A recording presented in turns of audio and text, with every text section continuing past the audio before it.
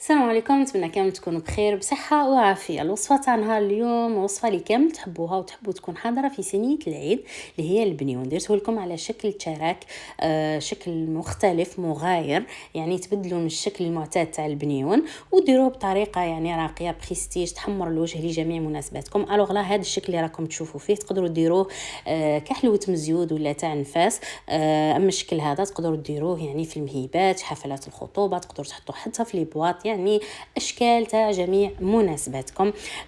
بالنسبه للبنيون راح نديره لكم بنت زمان بزاف بزاف بزاف بنين. هذه هي النتيجه نتاعو كما راكم تشوفوا فيها. خليكم على المقادير وطريقه التحضير.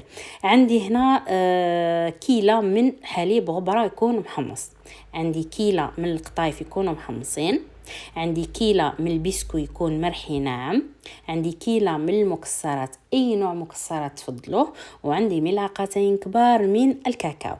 بالنسبه للقطايف انا استعملت الجاهزين، يعني لانه ما كانش عندي القطايف بنحمصها اضطريت اني نخدم بالقطايف الواجدين. لكن من الاحسن حمصوا الكنافه هذيك اللي تباعوا للقطايف، حمصوهم نتوما في الدار، ديروا يعني كميه حمصوها في المقلاة كما نديروا كما نديروا في شوكولاته دبي، حمصوها بالزبده في مقلاة تاخذ اللون الذهبي وتولي مقرمشه واستعملوها، هي خير تعطيكم الذوق وتعطيكم قرمشه تدوم اطول، هي احسن. قلت لكم انا اضطريت فقط كانت ما عنديش راه لي الحال استعملت هذه كانت عندي.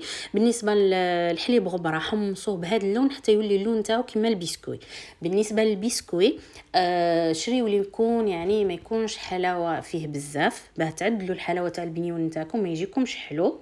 بالنسبه للمكسرات استعملوا المكسرات اللي تحبوهم، تحبوا مزيج من المكسرات، تحبوا جوز، تحبوا لوز، تحبوا كاوكاو في الحقيقه، لكن من الاحسن استعملوا النوازات يكون محمص ومرحي.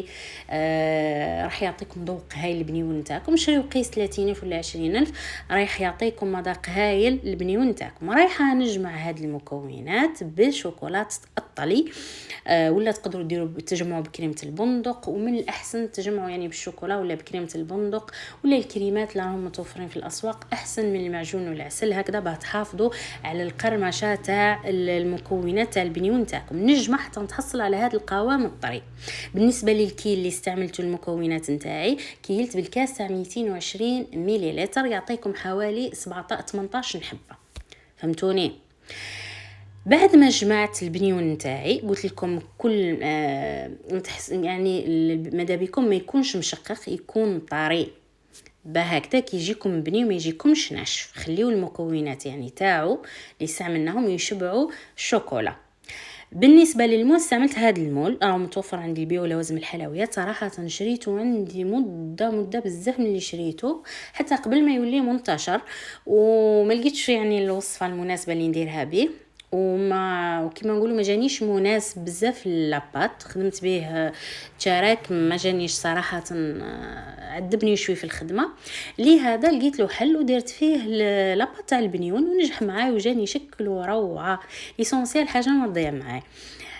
شوفوا الطريقه اللي راح نخدم بها، نحط ونضغط كل طبقه نحطها نضغط عليها، كل طبقه نحطها نضغط عليها هكذا باه البنيون ياخذ لا فورم نتاع المول، وفي نفس الوقت ما يبقاوليش الفراغات، ويجيني يعني لا فورم نتاعو كامل، يعني حبه كامله متماسكه. واش ندير كي نضغط وتكمل الحبه نعاود نقلب المول من تحت ونزيد نعاود نضغط الحبه، لانه كي تشكلوا شوفوا كيف تديفورما، كي تضغطوا من الفوق الحبه من تحت ديفورما الشكل نتاعها. نعاود انا نقلب ونعاود نضغط على الحبه ونديها الشكل تاع التشارك، هكذا تجينا الحبه بيان فيني. قلت لكم كل طبقه تحطوها عاودوا ضغطوا عليها وعاودوا قلبوا المول، شوفوا هنا وعاودوا ضغطوا كيما راني ندير، ونعاود ندير لا فورم تاع التشارك ونحط المول نتاعي في المجمد اكيد باه نقدر من بعد نديمو لي الحبات نتاعي ويعطيوني هذا الشكل روعه.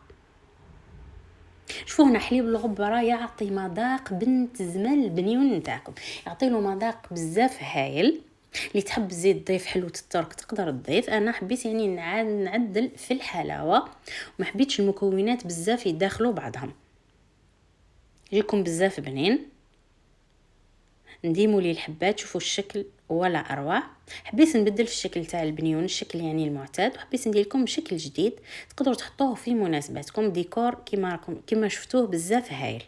بالنسبه بزاف طلبوا مني حلويات بدون شوكولا. الوصفات الفيديوهات القادمين ان شاء الله راح يكونوا وصفات بدون الشوكولا. بعد ما ديموليت الحبات نتاعي ما رايحاش نقلاصيهم مباشره، لانه لو كان نقلاصيهم هما جامدين بزاف راحين الشوكولا تشقق معايا. دوبت كما راكم تشوفوا هذا الشوكولا اللي استعملت، دوبت 150 غرام شوكولا تاع النوازات تاع الوجدان، لا كولور تاعها راح تكون كلاغ بزاف، فونسيتها ب 50 غرام يعني من شوكولا نوار باش تعطيني اللون اللي راكم تشوفوا فيه. دوبتها على حمام مائي، بعد ما دابت معاي حطيت لها ملعقتين كبار من الزيت باه تخفف معايا وتعطيني اللمعه، وتحصلت على هذه النتيجه. وراح نقلاصي الحبات نتاعي، قلت لكم نخليهم ينداو شويه ونقلاصيهم. بالنسبه للشوكولا تقدروا ديروا كلاصاج غورمون، يعني هذا الكلاصاج نتاعكم تقدروا تحطوا فيه مكسرات تكون مرحيه يعني في الخشن، وتكلاصيو الحبات يعني، وتديروا ديكور يعني اللي تحبوا نتوما. نقلاصي بهذه الطريقه، قلاصيو بالطريقه اللي مولفين بها كما راكم تشوفوا. بالنسبه بالنسبه للشوكولا البيضاء، ذوبتها على حمام مائي، استعملت 150 غرام شوكولا بلون، وكيفاه لونتها بعد حصلت على اللون الكريم هذاك، حطيت لها الشوكولا اللي قلاصيت بها الحبات اللي من قبل هذوك، ونحط غير بالعقل حتى نتحصل على اللون المناسب. شوفوا واش راني ندير، نحط غير بالعقل ونخلط حتى نتحصل اللون المناسب. بالنسبه للشوكولا البيضاء كيفاه تذوبوها ما تفسدش معاكم، كي تحطوا الوعاء اللي تحطوا فيه الشوكولا ما تحطوهش يلامس الماء السخون، ما يلامسش البان ماغي نتاعكم الماء السخون هذاك، يلامس غير لا فابور.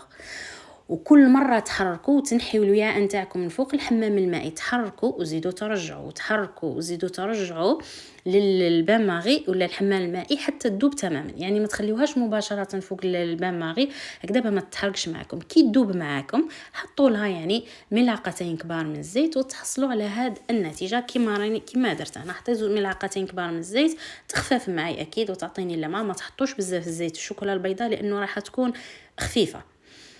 وتحصلت على هاد النتيجه. قلاصيت الحبات نتاعي واستعملت لي موتيف هادو بلا باطا سكر. استعملت هاد المول تاع النو هذا ولا البابيون، كنت ديجا شاركته معكم في وصفه من قبل بزاف هايل. واستعملت هاد تاني الموتيف، استعملت لا باطا سكر شريتها واجده بهذا اللون. كما تقدروا تلونوها لا باطا سكر تكون بيضاء وتلونوها بملون غذائي بلون الشوكولا.